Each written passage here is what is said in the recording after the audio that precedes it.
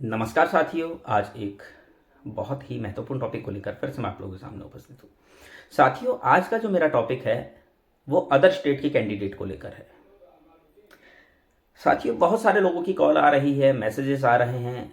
हम 2014 के हैं, हमारा सिलेक्शन हो गया नहीं। हम 2015 के, हमारा सिलेक्शन हो गया नहीं। हम 2012 के, हमारा सिलेक्शन हो गया नहीं। हमें सोचना होगा कि कैसे ज़्यादा से ज़्यादा उत्तराखंड के मूल निवासियों का सिलेक्शन इस भर्ती प्रक्रिया में हो। इसके लिए साथियों, हमें जो अदर स्टेट के कैंडिडेट हैं उस मामले को गंभीरता से लेना होगा। 2 साल से कोर्ट केस चल रहा है, कोई रिजल्ट नहीं आ रहा है। मैं उन लोगों की कमियां नहीं बताऊंगा। मैं ये नहीं कहूंगा कि उन लोगों की कमियां हैं जिन्होंने केस किया।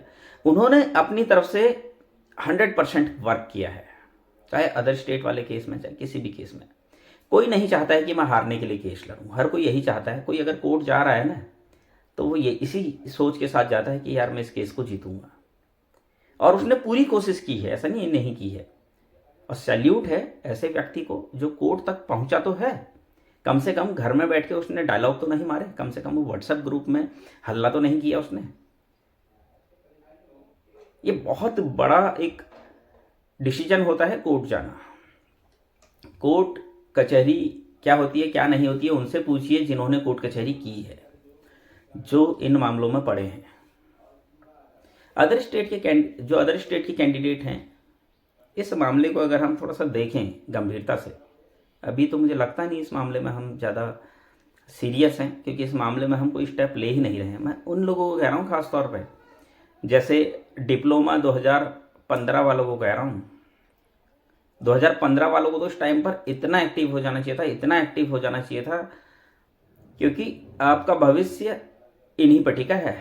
अगर अदर स्टेट के 44 कैंडिडेट ये बाहर हो जाते हैं और 8 कैंडिडेट जो फर्जी डॉक्यूमेंट्स वाले हैं ये बाहर हो जाते हैं, आप समझ रहे हो?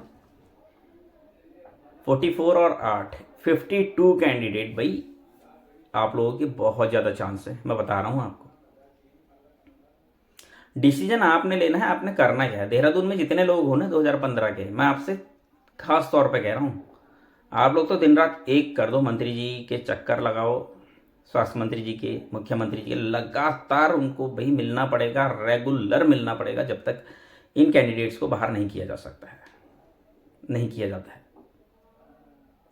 बाहरी राज्यों के इन उम्मीदवारों को हर हाल में हमको बाहर करवाना है, इस चीज को अपने दिमाग में बिठा लो। ये बहुत बड़ी सिरदर्दी हमारे लिए है। अगर हम इनको बाहर नहीं करवा पाए, मैं बता रहा हूं, अभी रिजल्ट आएगा, जो जिसके पहले वाले का सिलेक्शन हुआ होगा ना और उसका नहीं हुआ होगा ना, उस समय समझ में आएगा कि यार टाइम पर अगर हमने स्टेप ले लिए होते तो आज ये स्थिति ना होती। आप समझ रहे हैं? समय पर अगर हमने कदम उठा लिया होता, इन लोगों को बाहर करवाने के लिए हमने आंदोलन कर दिया होता, हमने आवाज़ उठा ली होती, तो आज ये स्थिति ना आती, आज हमारा भी सिलेक्शन हो गया होता। ये कंडीशन ना आए, इससे पहले ही हमें इन लोगों के खिलाफ आवाज़ उठानी पड़ेगी, इन लोगों के खिलाफ मोर्चा खोलना पड़ेगा। ये लोग हमारे घरों में घुसकर हमारा हक छीनने की कोशिश कर रहे हैं और हम चुपचाप बैठे हैं। मुझे ये समझ में नहीं आता है, अभी तक किसी भी व्यक्ति द्वारा बाहरी राज्यों के कैंडिडेट को बाहर करवाने के लिए ज्ञापन नहीं दिया गया, जबकि ज्ञापनों का सिलसिला तो लगातार जारी हो जाना चाहिए था। हमें ज्यादा से ज्यादा हमारे उत्तराखंड के मूल निवासियों का भला करना है। कैसे होगा? जब तक अदर स्टेट के कैंडिडेट बाहर नहीं होंगे, जब तक फर्जी डॉक्यूमेंट्स वाले बाहर नहीं होंगे। एसआईटी जांच की मांग कोई नहीं करता है, एसआईटी जांच की कोई बात ही नहीं करता है। एसआईटी जांच स्वास्थ्य विभाग के 1564 पदों पर अभी होनी चाहिए। उसके बाद जब मेडिकल कॉलेज में ज्वाइनिंग मिल जाए, फिर मेडिकल कॉलेज के 1455 पदों पर भी एसआईटी जांच होनी चाहिए ज्वाइनिंग मिलने के बाद। इससे भी साथियों, उन सभी फर्जी लोगों को देख रहे होंगे आप, शिक्षक, जितने भी शिक्षक अभी वर्तमान में सरकारी सेवाओं में तैनात है उत्तराखंड में, एसआईटी जांच वहां बैठी है और जो भी फर्जी पाए जा रहे हैं उनको जो है उनकी नौकरी से बाहर किया जा रहा है, उनसे रिकवरी की जा रही है। तो हमारा भी नैतिक दायित्व तो बनता है, हमारा भी फर्ज बनता है कि हम भी नर्सिंग भर्ती में एसआईटी जांच की मांग करें और जल्द से जल्द एसआईटी जांच जो है इसमें बैठे। एसआईटी जांच बैठने से हमें बहुत फायदा होगा साथियों, याद रखिएगा इस चीज को।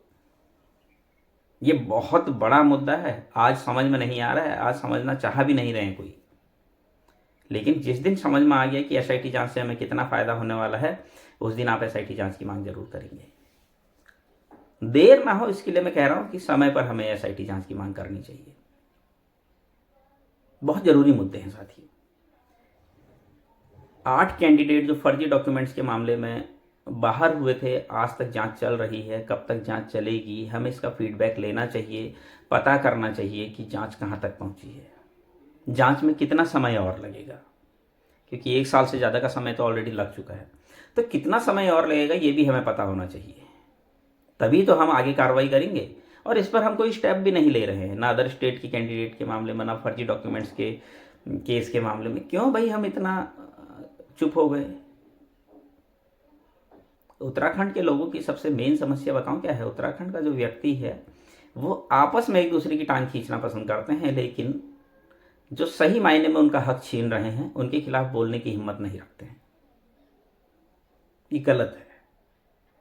हमें उन लोगों का विरोध करना चाहिए जो हमारी भर्ती को प्रभावित कर रहे हैं, जो हमारे हकों को छीनने के लिए बाहरी राज्यों से उठकर आ गए और आज हमारे हकों को छीनने के लिए कोर्ट में हैं, या फिर फर्जी डॉक्यूमेंट्स बनाकर जो है नौकरी हासिल करने की कोशिश कर रहे हैं। आखिर कब तक हम ऐसे ही चुप रहेंगे? हमें कोशिश तो करनी चाहिए। कोशिश भी नहीं करेंगे तो कैसे काम चलेगा? मैं ये नहीं कह रहा हूं आप सभी लोग देहरादून पहुंचो, मैं ये कह रहा हूं अपने अपने ज़िले में आप ज्ञापनों का सिलसिला शुरू कीजिए। अपने अपने ज़िले में आप डीएम को, आप एसडीएम को, आप सिटी मजिस्ट्रेट को, आप अपने विधायक को, सभी को ज्ञापन दीजिए और इन लोगों का विरोध कीजिए। ये बहुत ज़रूरी मुद्दे हैं। इन मुद्दों को जब तक हम सॉल्व नहीं करेंगे, हमारे उत्तराखंड के मूल निवासियों के लिए बहुत बड़ी समस्या रहेगी। आप देख ही रहे हैं किस तरीके से उत्तराखंड में बाहरी लोग जो है लगातार आ रहे हैं और सरकारी नौकरियों में जो है धड़ाधड़ घुस रहे हैं। अभी आपने इससे पहले देखा होगा 72 फीमेल कैंडिडेट्स शिक्षा विभाग में रोकी गई थी, जिनके पास 2-2 स्थायी निवास थे। और उस टाइम पर मैंने जब डिटेल में उस केस को देखा था तो उसमें यही था कि जब उन्होंने डीएलएड जिस स्थान से भी किया था वहाँ भी इन्होंने स्थायी निवास लगाया होगा। तो जहाँ का भी उन्होंने स्थायी निवास लगाया था, अदर स्टेट के कैंडिडेट्स की बात कर रहा हूँ, वहाँ का स्थायी निवास उनके पास, अब यहाँ का कहाँ से आया? तो उनके पास 2-2 स्थायी निवास कहाँ से आए? इसी तरीके से हमारी भर्ती प्रक्रिया में भी ऐसे बहुत सारे कैंडिडेट होंगे। हमें देखना होगा आखिर उनके पास 2-2 स्थायी निवास हैं तो कैसे हैं। ये बहुत बड़ा मुद्दा है। जो कोर्ट में गए हैं वो स्थायी निवासी कहाँ के हैं? मेरे चैनल पर आप कम्युनिटी वाले ऑप्शन में जाइए, वहाँ पर देख सकते हैं। उनकी पूरी लिस्ट आरटीआई के माध्यम से मैंने मांगी थी और पूरी लिस्ट मैंने डाली थी। उनका स्थायी पता आप देखिए, राजस्थान, झारखंड, उत्तर प्रदेश, ऐसी जगहों के ये लोग हैं। और हम इन लोगों के खिलाफ आवाज़ उठाने में डर रहे हैं। क्यों डर रहे हैं पता नहीं। साथियों, इनके खिलाफ आवाज़ उठानी पड़ेगी, इनके खिलाफ हमें बोलना पड़ेगा। अगर हम इनके खिलाफ आज नहीं बोलेंगे तो आने वाले भविष्य में हम यहाँ के मूल निवासी तो नाम के रहेंगे, लेकिन हमारा अस्तित्व भी यहाँ पर बचाना मुश्किल हो जाएगा। उम्मीद करता हूँ साथियों मेरी बातों से आप लोग सहमत होंगे। उम्मीद करता हूँ कि बाहरी राज्यों के उम्मीदवारों के खिलाफ हम लोगों को एक होकर आवाज़ उठानी है और उठाएंगे। उम्मीद करता हूँ सभी लोग इस मामले में आगे आएंगे। उम्मीद करता हूँ सभी लोग इस मामले को हमारे माननीय मुख्यमंत्री जी, हमारे माननीय स्वास्थ्य मंत्री जी के पास ले जाएंगे और जल्द से जल्द इस समस्या का निवारण करने के लिए दोनों से कहेंगे।